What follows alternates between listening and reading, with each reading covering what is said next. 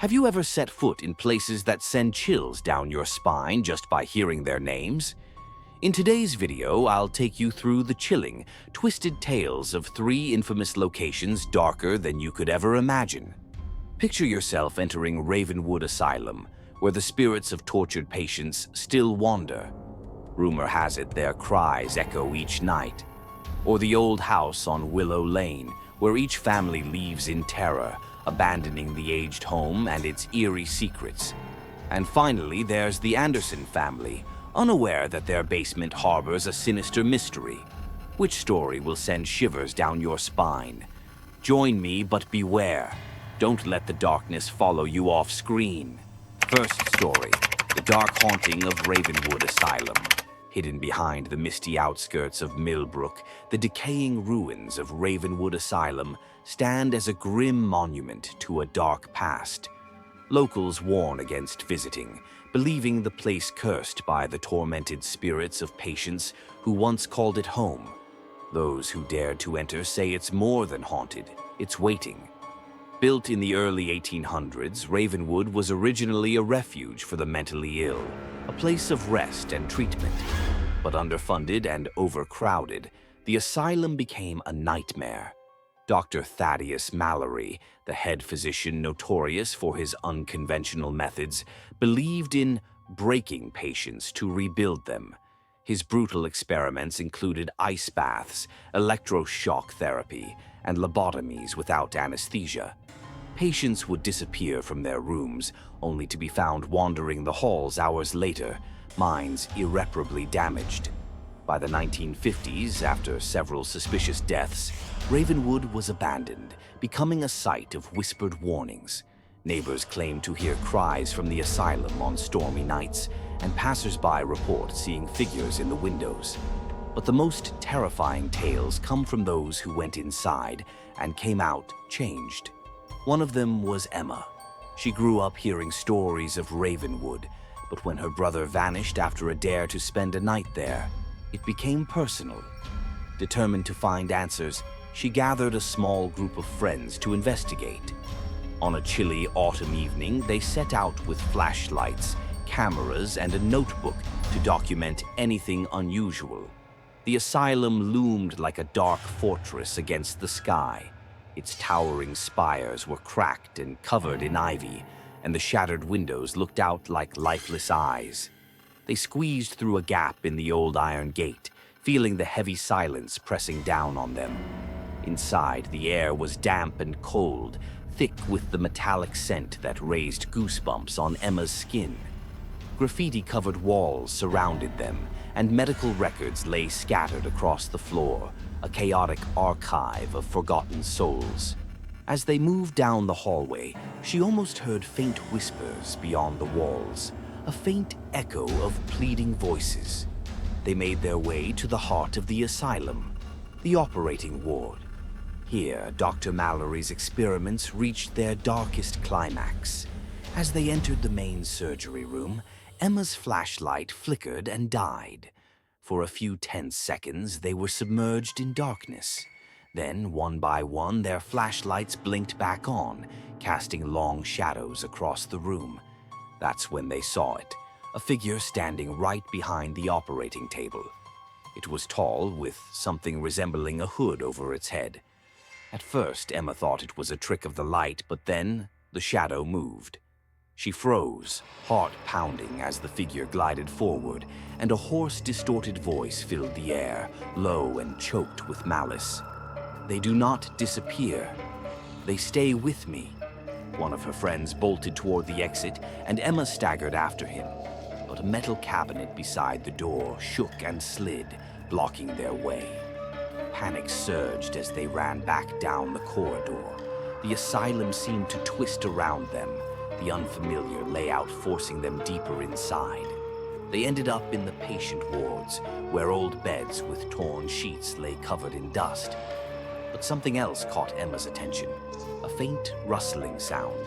When she turned, a cold breeze swept through, and down the corridor she caught a glimpse of them, faint figures shuffling toward her, eyes sunken like puppets drifting in a nightmare dance. She wanted to run but felt rooted to the spot, watching as they drew closer, arms outstretched, eyes pleading. Then she heard it, a faint, familiar voice calling her name. Her brother.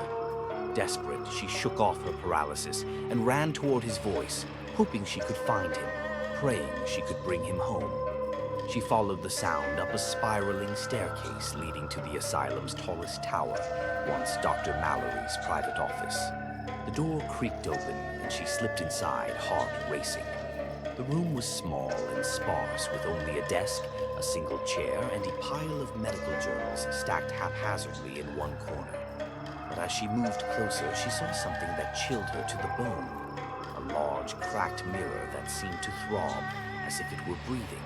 Then, slowly, faces began to appear in the mirror, dozens of faces, each more tormented than the last. Her brother's face was among them, eyes wide with fear, muttering words she couldn't hear. Tears streamed down her face as she reached out, pressing her hand against the glass. "Emma," his voice whispered, weak but unmistakable. "It's too late. He's keeping us here." As she looked, Dr. Mallory's face appeared beside her brother's, a twisted smile spreading over his spectral features. Emma staggered back, realizing the horrific truth. The doctor hadn't merely experimented on his patients. He had somehow trapped their souls, feeding off their suffering in a twisted attempt at immortality. The door slammed shut, and a cold, heavy hand clamped onto her shoulder. She turned to see the doctor's ghostly figure looming over her, face gaunt and stretched, eyes darkened. "No one leaves," he rasped, tightening his grip. Emma screamed and staggered back, but just as his icy fingers touched her again, a light flashed from the mirror, flooding the room. Her friends had returned, bursting through the door and shining their flashlights. The mirror's surface rippled, and Dr. Mallory's face contorted, vanishing into darkness. They grabbed Emma and ran, not stopping until they reached the car. She looked back one last time, and in the highest window she saw her brother's face, pale and sorrowful, staring down at her. Ravenwood still stands today, though few dare to visit. Haunted by the image of her brother, Emma returned years later, hoping to free him. But when she reached the tower, the mirror was gone, replaced by a cracked wall. Some say she visits each year, determined to bring him home. And on certain nights, if you listen carefully, you can hear the whispers from the asylum's winding halls, a symphony of souls trapped forever, watched over by the ghostly Dr. Mallory, who keeps them as his unwilling guests for eternity. The Shadows of Willow Lane. On a quiet suburban street in America, there stands an old Victorian house, weathered and silent. Its peeling paint and ivy-covered walls make it look abandoned, but the locals know better. For years, several families have moved into 213 Willow Lane, but none stayed for long. Rumors swirled of strange happenings, phantom footsteps, flickering lights in untouched rooms, and shadows that darted along the walls with no clear source. Yet, whatever haunted the house was a mystery that seemed to darken with each new resident. 30 years ago, the Thompsons became the first family to move in after a long vacancy, attracted by the house's charm and, surprisingly, low price. Initially, they brushed off the oddities as quirks of an old house, even joking about it being haunted. But within weeks, they realized something was terribly wrong. One night, Mrs. Thompson awoke to a soft, rhythmic tapping at her bedroom window. She glanced at the clock, 3:13 a.m. Her husband was fast asleep, and when she peered outside, there was only darkness. Assuming it was a tree branch brushing the window, she returned to bed. But the tapping returned every night at the same hour. Soon after, she began glimpsing shadows in the hallway, figures just out of sight. By the end of the first month, her husband refused to stay home alone. Eventually, the Thompsons fled, leaving their belongings, dishes, and even family photos behind. The house stood empty again, a haunting silhouette, until the Harpers moved in years later. The Harpers were a young couple expecting their first child, too practical to believe in ghosts. But within days, strange things began. Mrs. Harper felt an unsettling presence watching her in the nursery, a cold sensation that sent shivers up her arms. Mr. Harper heard faint whispers late at night, faint but always near the staircase. The whispers grew louder over time, and after their baby was born, the fear only intensified. One night, they awoke to find every door in the house, closets, cupboards, even the basement door, left wide open as if someone had methodically unlocked each one. Desperate for answers, Mrs. Harper spoke to their elderly neighbor, Mrs. Whitaker, who shared the house's dark history. Built in the late 1800s, the house originally belonged to the Whitmore family, a couple with 3 children. But tragedy struck one winter night when a fire consumed the upper floors, trapping the children.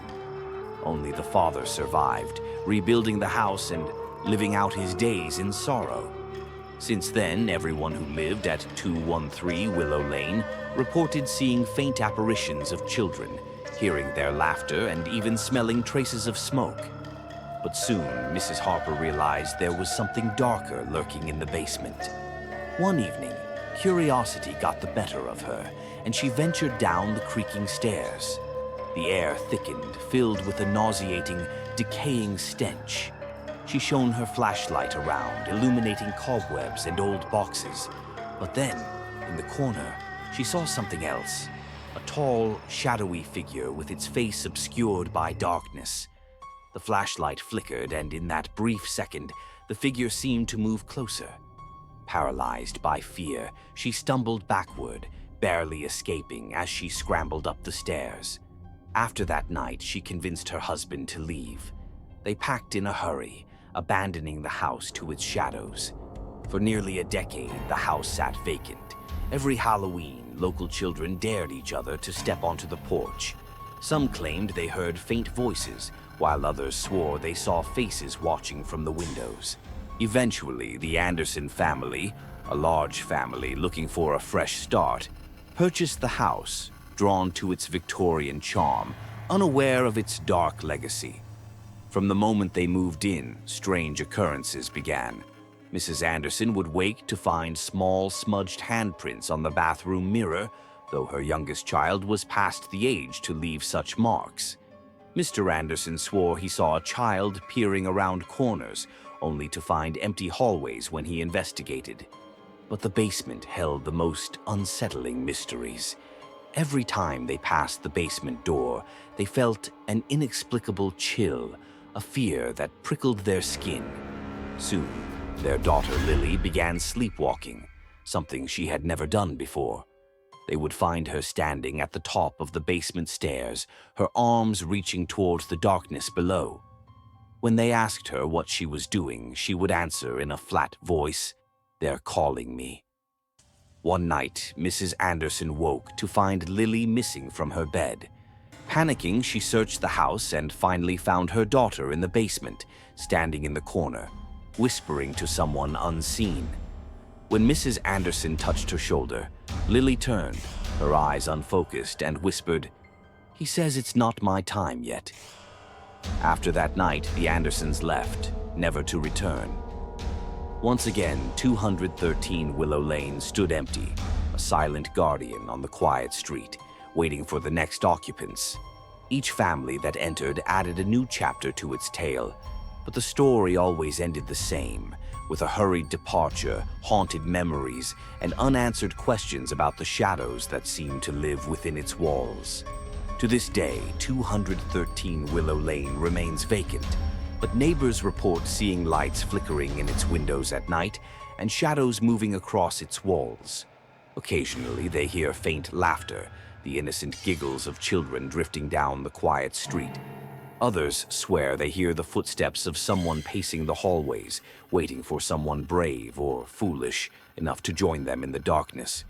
For those tempted, a warning lingers. Once you step inside, the darkness may never let you go. The Forest of Loss. 4 friends had heard of Blackwood Forest, a dense woodland with towering trees that blocked out sunlight, casting the entire forest in a perpetual twilight. Villagers warned them not to venture too far, recounting tales of hunters who vanished, mysterious voices, and a thick fog that would appear out of nowhere. But to these young adventurers, those stories were just legends meant to scare outsiders. They laughed, packed their gear, and set out to explore the depths of the forest. On an autumn afternoon, they drove to the forest's edge, ignoring the uneasy stares of the villagers. The group consisted of Mike, the fearless leader; Rachel, who had heard the most about the forest's legends; Tom, who dismissed the stories as mere campfire tales; and Sarah, quiet but curious about unexplained phenomena. They set up camp in a small clearing, and as night fell, the forest grew dark, surrounding them like a fortress. When the fire began to die down, Rachel leaned forward and whispered the legends of Blackwood. People have disappeared, and those who returned were never the same. They say this forest can get into your head. Tom laughed, brushing off the story, but just then a strong wind shook the trees around them. In the eerie silence, they heard a distant sound, like someone calling their names, echoing from deep within the forest. "Shall we check it out?" Mike suggested, feigning confidence even as uncertainty crept in. They ventured into the shadows, following the mysterious sound. Eventually, they stumbled upon an ancient stone covered in moss, the air thick and heavy with the scent of damp earth. Suddenly, the sound stopped, leaving them in a frightening silence. Sarah muttered, "Where are we? This place doesn't look like the campsite at all." Time seemed to slip away as they wandered endlessly. The deeper they went, the more menacing the forest became. Shadows flitted at the edges of their vision, and the voices calling their names grew closer and more sinister. They finally came upon a clearing with a huge, twisted tree in the center, its trunk scarred as though tormented by time. Carved into its bark were names, and as they looked closer, they saw their own names there, freshly etched, as if in blood. Sarah recoiled in horror but stumbled into a figure with sunken eyes and a twisted face. In panic, they turned and ran, hearing voices following them, urging them to stay. When they finally escaped the trees, they realized they had lost 2 days without even noticing. From that day forward, none of them ever spoke of the forest again, but they all knew that Blackwood Forest remembered them, knew their names, and was waiting for the day they would return. Thank you for watching today's story. I hope these chilling experiences have made you reflect on fears and trust in life. If you enjoyed this video, don't forget to hit the like button and share your thoughts in the comments below. Be sure to subscribe to my YouTube channel so you don't miss out on more engaging stories and interesting content in the future. Thank you for your support, and I look forward to seeing you in the next video.